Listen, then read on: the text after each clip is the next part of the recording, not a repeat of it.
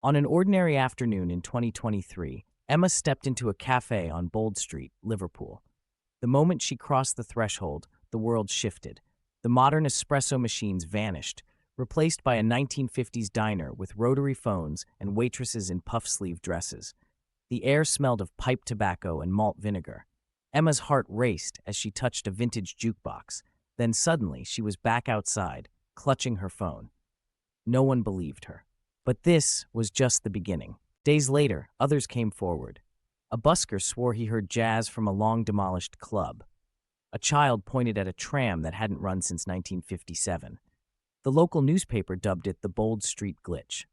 Split-screen footage showed the same storefronts in two eras, one advertising 5p pies, the other vegan smoothies. The street seemed to breathe between decades, as if time itself had frayed at the edges. Physicists arrived with holographic projectors, mapping ley lines beneath the pavement. They spoke of temporal overlaps and quantum friction. Skeptics called it mass hysteria, but the data was undeniable. Energy spikes coincided with witness accounts. One researcher muttered, "It's like the street remembers." Meanwhile, shopkeepers whispered about ghosts in fedoras. Mr. Patel, who'd run his convenience store for 40 years, froze when a woman in a 1950s headscarf asked for penny sweets.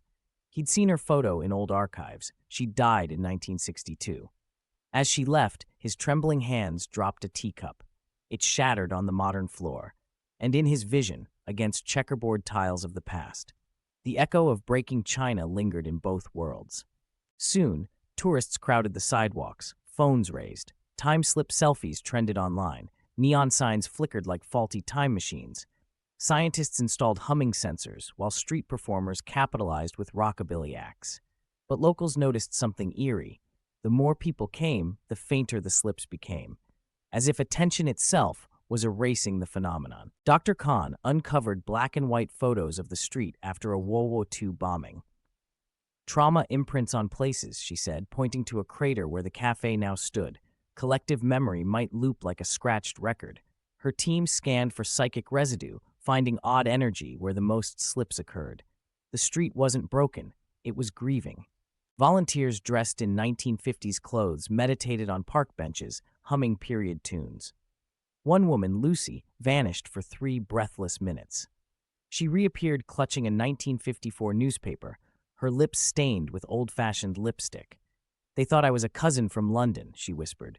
The team cheered, until sensors showed the anomaly weakening with each crossing. By autumn, the slips grew rare. Streetlights no longer dimmed unexpectedly. The jazz music faded to whispers. Sensors flatlined. Scientists debated whether time had healed or if the phenomenon had simply moved elsewhere. Mr. Patel kept the broken teacup pieces in his register, a relic of when his shop existed in 2 centuries at once. Emma returned to the cafe where it all began. As she pressed her palm against the window, her reflection morphed. For one heartbeat, she saw her 1950s counterpart reaching back. Their fingertips almost touched. Then the glass cleared, leaving only Emma's tear-streaked face. The street exhaled, settling into the present at last. Today, a small plaque commemorates the events.